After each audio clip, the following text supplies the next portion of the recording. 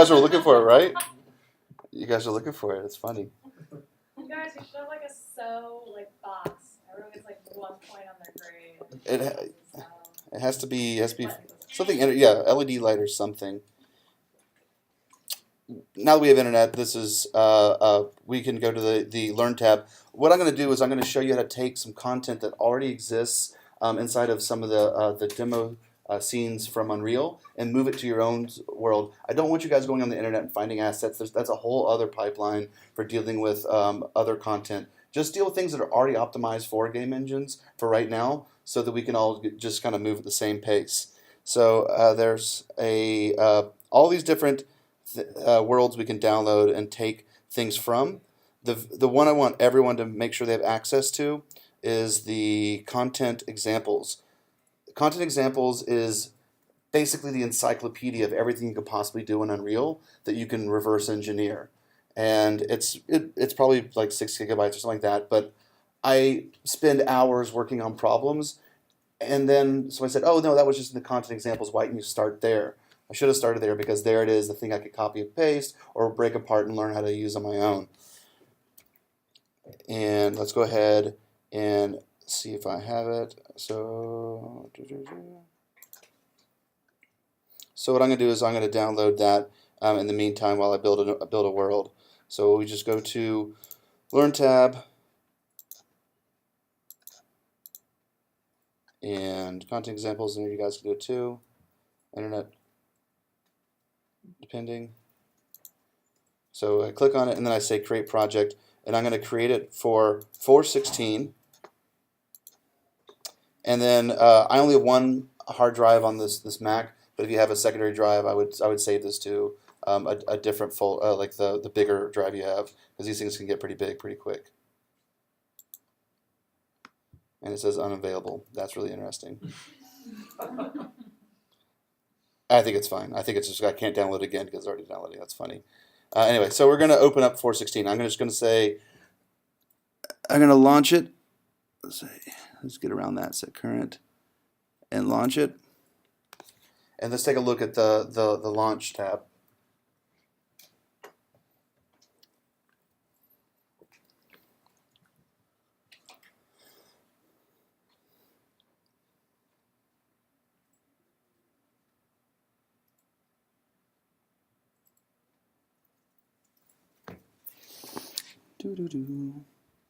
Okay, great. So I can open up any project right here. If I happen to have a project that is done in a previous engine version, I can select that and actually try to open up in the newer engine version. It'll make a copy and update the project for me. Sometimes you'll have to maybe delete plugins before you try to open it up, and it does take a little bit of fiddling, but we're going to be doing new project. What's great is that we have all these different kinds of templates to start off with. We can do a first person, so we were walking around with like a soft pellet gun. We can have a flying demo. We can have all these different kind of things, like a rolling ball. I don't know if anyone played Marble Madness in the 80s, but I think there's only 6 levels, but it's really, really hard to beat. We can start off with a blank one today, just so we are not dealing with too much stuff. We're just going to be dealing with not people, not characters, just the world today. So this is going to be a blank project for us. And for me, I'm going to say week 1. Down here, this will be 2017 week 1. How about that? And right here we can see that I want to build it for a desktop, not a mobile project, and maximum quality. And then there's this box called starter content. Starter content gives you a couple of things to start off with. We're going to say yes for now. Later on, don't install it, because every time you do it, 600 megabytes, 600 megabytes, 600 megabytes, 600 megabytes. And you can tell I take care of the computers at the departments because I'm so worried about the space on all of them. So I'm going to say yes just this one time for today. So we're going to create project, and then it's going to create us a nice little world.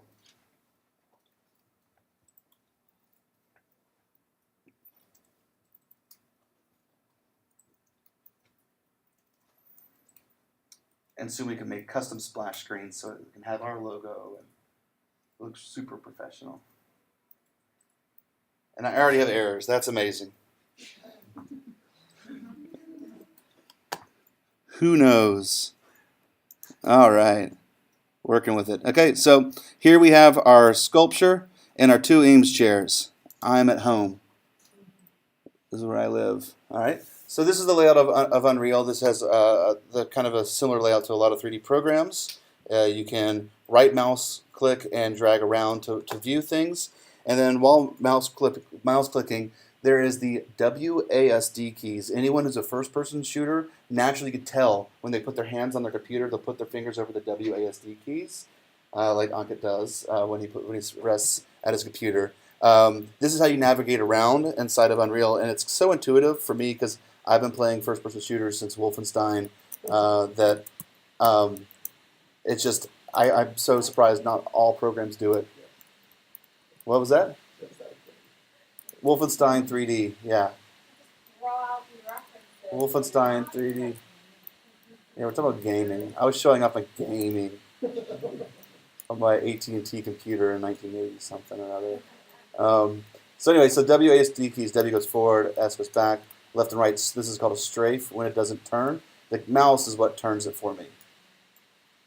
So there we go, right clicking, left clicking. Just get comfortable navigating around, like clicking on objects here.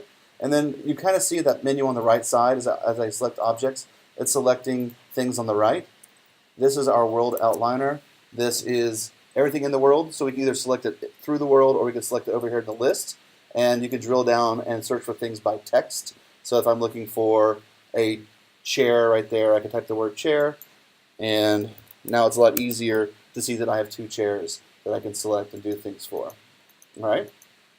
Then each of these objects, as I select them, just coming down this right side, has a details panel. This is how the thing is positioned in the world. This is how it's rotated in the world. This is how it's scaled in the world. And some other different settings, like how you put the materials on, how you switch out the meshes, how it has collisions and physics. And we'll talk about collisions and physics over and over again because that's basically what makes the game engine stand alone, is that it's detecting these things all the time, and we need to protect it from trying to detect too much so that it's conserving energy. So there we go. These are all the things in the world. But where are these stored locally? How can I view these assets? Well, this is the content browser right here. I like to fly out this little window here so I have two to kind of navigate between. And you see that in my project, all I have is the starter content, which happens to be divided by different folders for organization. When we work with teams, we'll get more into how to work with teams and how to use naming conventions and standards for naming all the assets we're going to import. But for now, you can just kind of see what they did, and we'll emulate what they're doing and as we pick it apart. And so I have this chair right here. I want to find it in my content browser. I can right-click it and find it in there, and boom. You saw that. I right-clicked, and I found that I can add another chair, and another chair, and another chair.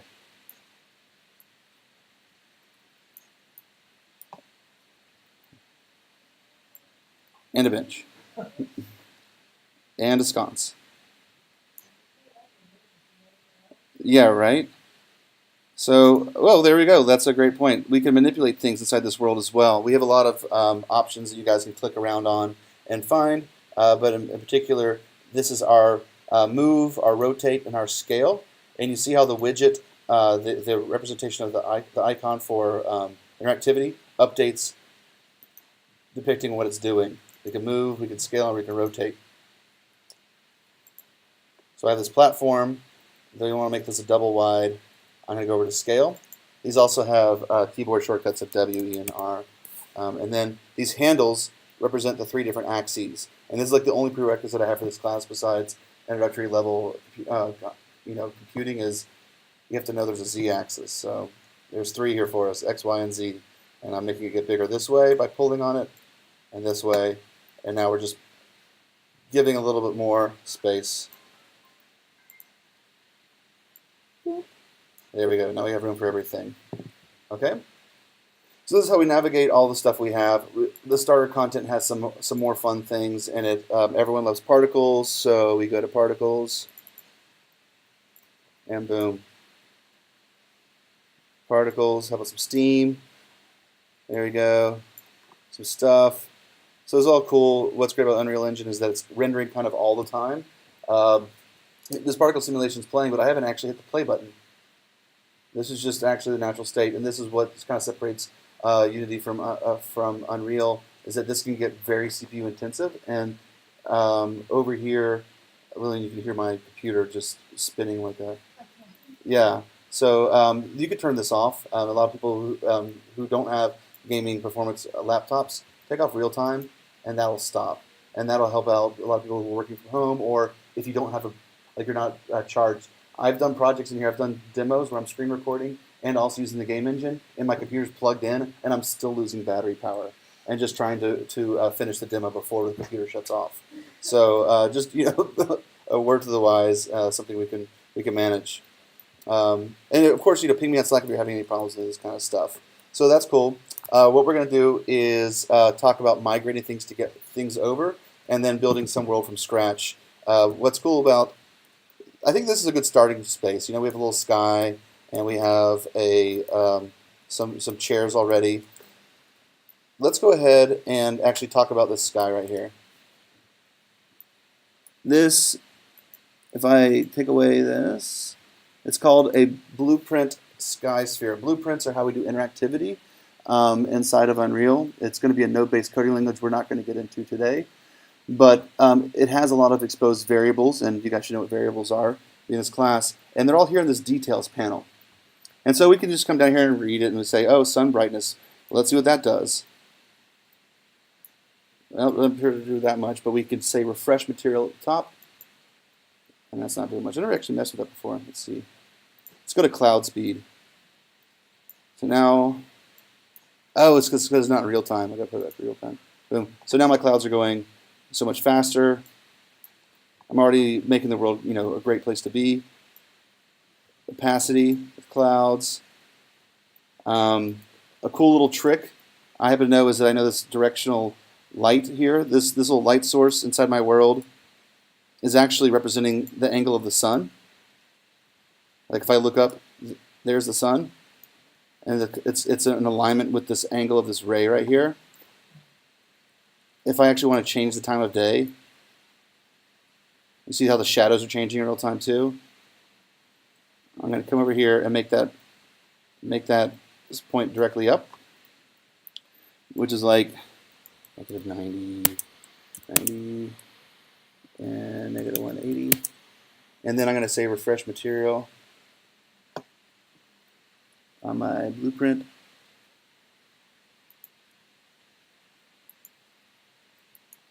And now it's dark. Now it's nighttime, and you see stars. And I can make the stars brighter. And this is just like, so some people will, ask like, what's the difference between Unity and Unreal? And I say, well, Unity, when you put a box in Unity, you have a box. You hit play and you have a box. Unity, Unreal, you start off with 2 Ames chairs, a statue, and an interactive day-night cycle. So, this is a good place to start to let you guys have a palette to play with. Definitely change the colors. You can make the sky, all sorts of stuff, and get into really nice alien worlds. So have fun with that. I also like to, so here on the left side are some things that are kind of built into the engine, and one of them is fog. So now we've got fog. You can get lost in there and all those parameters. So there's a lot of stuff just to have fun with. How dense is it? Where it starts? Like, does it start right next to me or further away? I happen to know that even though it starts at 0.05, I can actually override that and say like 10. Now it's super foggy. Can't find anything at all. All right, there's my particles right there. Hi guys. All right, and now I can say, where does it start? Start a little bit further away from me. There we go. So now we got a little world inside of the mist. That's cool. So, and then I don't want to look at it right now. It's kind of like in my way. I'm just gonna take this eyeball, turn it off. There we go. When I hit play, it'll still be there. But I don't want to look at it while I was navigating around, so I turned it off. And then I'm just, again, using the WASD keys to navigate around. Is there audio playing? Yeah, there's a default like atmospheric tone. So yeah, it has some audio. We'll get that a little bit later. There's one thing that I do want to address because people do get frustrated with this. It does say on the top left, lighting needs to be rebuilt. This is part of the deferred rendering of Unreal. Whenever you add and remove objects into a scene that has certain kind of lighting settings, it wants you to build lighting. We're not going to worry about that today. We're going to bypass that by that light that directional light that we were using earlier. This guy right here. All these settings that we have, just remember this for right now before we get into lighting in depth. Just make it so it's a movable light, so it's not trying to compute shadows. It's trying to compute shadows in real time instead of building it. So there we go. And if I hit play, now you can get rid of that ugly sign, that ugly thing when you are doing your homework. So the homework is to take 3 hero shots of our scene. So this is hero shot is usually when you kind of get down low and you look up high. It's used in rap videos all the time. Like they have like the beat down shot, like everyone's like stepping on the camera thing. So maybe we'll get some more things in there before I take my screenshot. But in general, this is kind of the thing. And then to get into our console, we hit the tilde button. See that? I hit the tilde button, and the console comes up, and I can say hi. And it's auto. It wants to auto fill it for me, but it says high res shot. And what's cool about this is if I hit spacebar and then I can use a multiplier, I can use up to 16 multipliers. So if this resolution on my screen is probably around HD since it's a Retina screen, if I say multiplier by 4, I'm going to have like some sort of 4K screenshot, or I can get up to a 32K or something like that. So this is great for making posters and stuff. So I said high res shot 4. And then it takes a screenshot. It's going to stop for a second. It's going to be like, oh boy, you got to compute all this stuff. And then boom, it output it to a link in my my documents into my project folder. So that's let's actually go ahead and find that. My cheat way of getting to my project folder is coming back to this launcher. I'm also going to check on my content examples and see how they're going.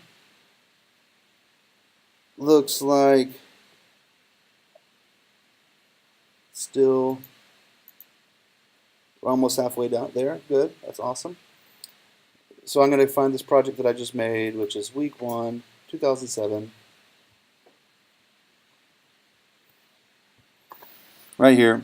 I'm going to right click and I say show me the folder that it's in. Pops it up. There we go. And in this saved folder is my screenshots. So this is that high-res shot I took. Looks pretty good. That's a 5K image that I did. So that's a great way of making content for stills, like posters and stuff like that. Let's come back and let's do a little bit of a landscape because some people want to have more than just floating platforms. At least I assume one person wants more of a floating platform. I do. You do? Well, come on down. All right, so on these top left, we have these different modes. One is for painting foliage, plants, plants, and then we have landscapes. We're going to do both these. It says landscape 1. If I zoom back, you can kind of see it's like, oh, is this how big you want your world to be? And because we're not doing VR, I say, yes, make it really big. I don't care. Yay! So let's go ahead and create it.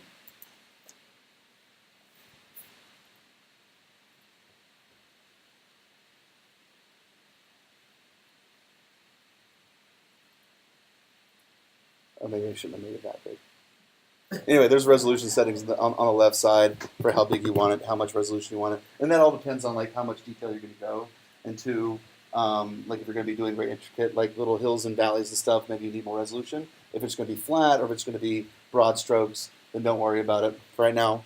So now that I've created the landscape, we have these landscape editing tools, and you can just like kind of sculpt this stuff like it's a Photoshop file. So here's my world, and you see I already have by default this little brush. It's circular. It has a fall off right in the center. It's going to be 100% strength, and towards the edge it'll be less strength. And if I just click on here, You see I'm growing something.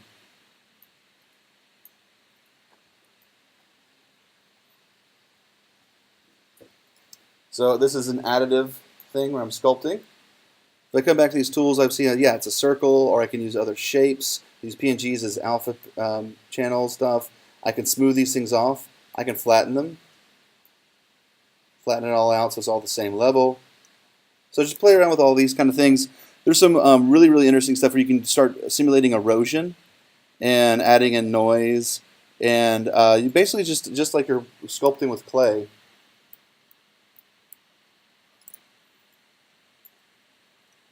Just making these little valleys and stuff.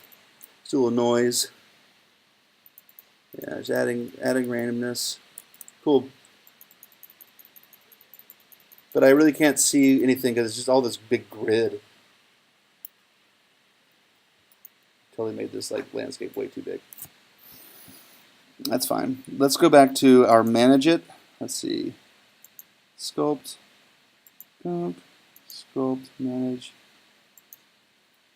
Yeah. Let's change this to less.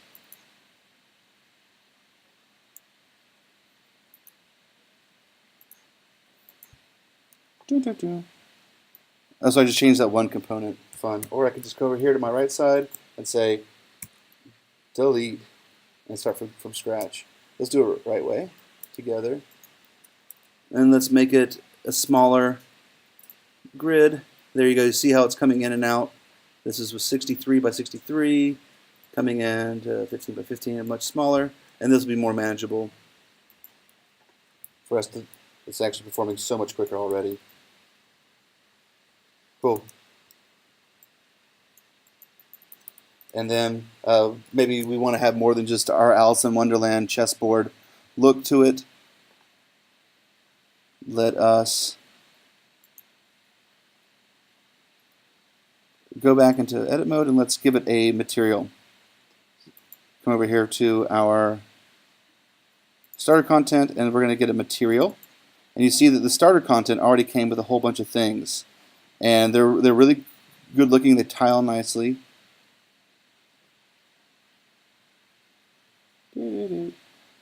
It's gonna take a while for it to like wake up.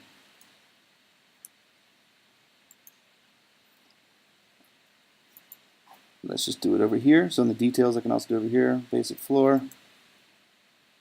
Something more creative than that.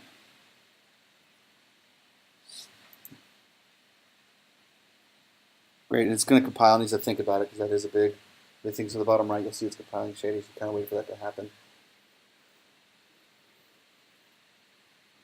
And while we're waiting for that to happen, let's go back to this other thing on the top left, the plants, otherwise known as foliage. So this is a way of painting instanced meshes onto the surface, and it's it's basically like Bob Ross. We're just gonna put happy trees everywhere. So I'm gonna find. I see. Well, I'm not really quite sure where my meshes are, so I'm gonna use a filter, and I can filter. So I'm in my root right here. So I'm going to look at everything. Show me every single what's called a static mesh prop, and there they all are. So I was able to filter it out, and that's much better for me. Look at all this. There we go. We got our stone floor on. It looks like this is like an archaeological site where we're finding old Ames chairs. These will be worth a lot of money one day. And it looks like I have, okay, so in my content browsers, I got a couple of things I want to paint with. I got bushes, that's great. So I'm going to drop my foliage here. But it doesn't actually matter. It doesn't have to be a plant. Like this doesn't know what it is, so it can also be more Ames chairs. All right, so let's paint with chairs. Something else that's cool, let's see. Donuts. Donuts are cool. We already have, more statues. And whatever this thing is. Well, I think those are too big. Let's take that off. All right, 3 things. Don't do that one. All right, so now you see I have another kind of sphere, and it's the reason it's a sphere is because it can cover heights and depths and stuff like that. It's not just the width of the foliage. And I'm just going to hit paint. There we go. We just painted chairs. Super dense. This could be the world where no one goes and plays there because that's like super dark, and like there's too many like crazy chairs world over there. So now we want to take away the density a little bit and just make like a happy like place for playing hide and go seek maybe. All right, but we wanted to cover like a huge playground area. This whole area over here. Click once, and there we go. It's a little bit more sparse. And now come in here, and it looks pretty cool. It's still compiling all the shaders, but like now you can see these hero shots are really shaping up. Yeah, it's pretty cool. We're making cool little worlds. We won't get the materials yet, so let's see where the starter content is at. And if not, I can migrate for something else.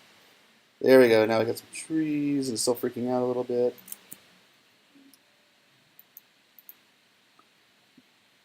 All right, so let's do something else. Let's see if I have a cool something. All right, so I have Ghostbusters. That's not going to be able to do my engine. Let's see. Let's try it.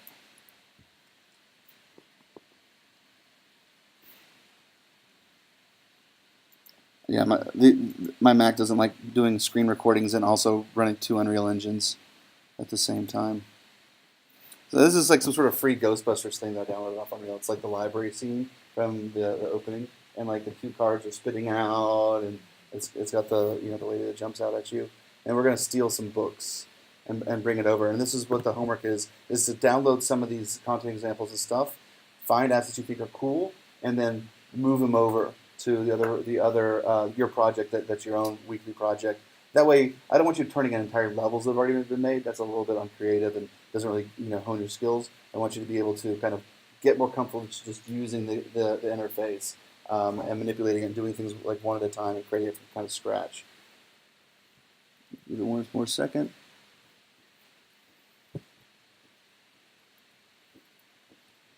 I hope this is free. I hope I'm not like I stole this from somebody and I'm like showing it to you guys.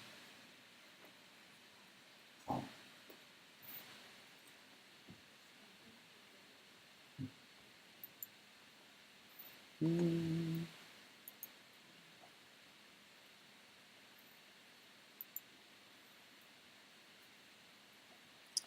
4 seconds.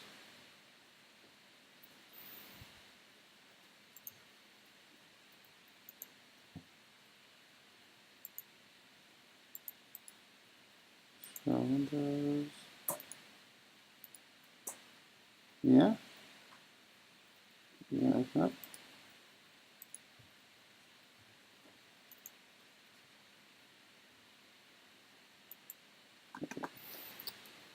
Well, while we're at it, real quick, I just want to show you some other things.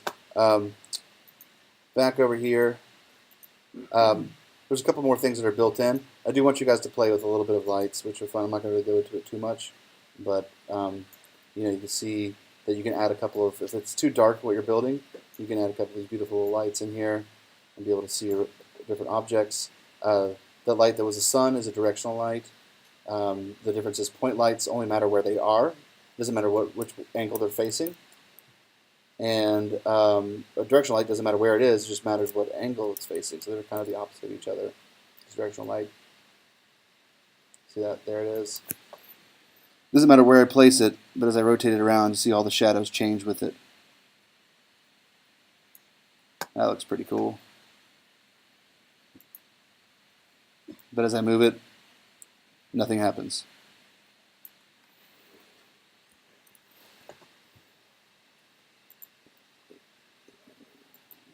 So let's look at Ghostbusters. Alright, so Ghostbusters has this whole library, and it's not ready yet because the shaders haven't rendered. You see, like, oh, look, all the books. Alright, if I hit play, it's like this panning shot. Alright. And as it plays, as the shaders compile, they'll start popping in. So I just want all these books and all these card catalogs. Let's take them over. Boop. So there's a card catalog. I've now selected it. It says it is a static mesh card catalog. I want to find it in my content browser. All right, and it's going to open it up and select it for me,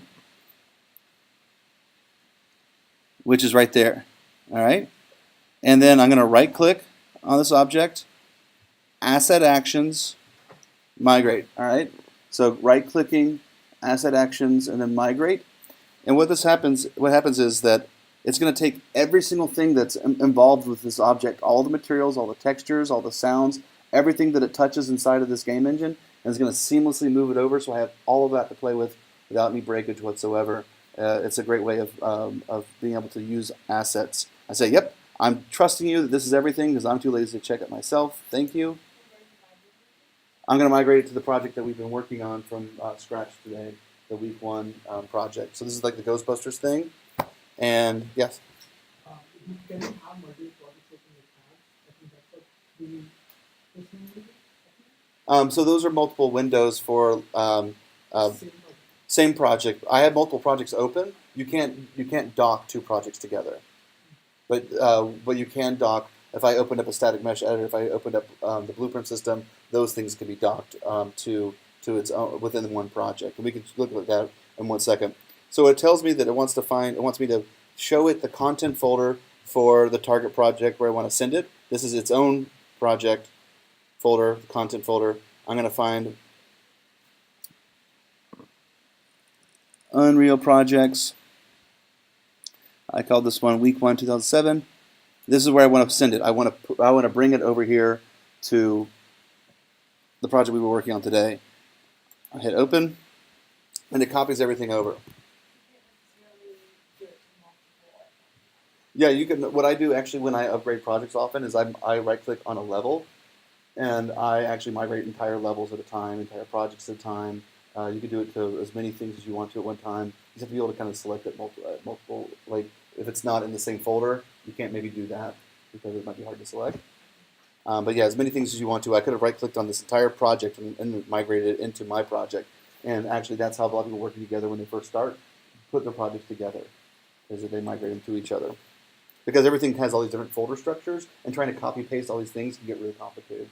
We might override other people's files. So you can see this is what it's going to look like in the end. It has beautiful wood. But we're going to close it. We don't need the library anymore. And let's look for card catalog. There it is. The card catalog is over there. I didn't have to restart or anything. And now I have some, and it's a very studious world where everyone is reading. Well, actually not reading about, they're reading about books, but they're not reading books. It's more like the Cliffs Notes. This is like Cliffs Notes, Cliffs. Right here. That's what this world's called. So maybe my homework will be to design what Cliff looks like, who hangs out at this place, reading about call letters and the Dewey Decimal System. He must have a lot of suntan lotion. I don't know. So anyway, that's pretty much it. Like this is kind of a free exercise, but I do want you to try to use your previous mood board to try to align your vision and all this kind of stuff, so that it's not just too willy-nilly. You're actually trying to execute something conceptual. Does anyone have any questions about what we just went over in class, Casey?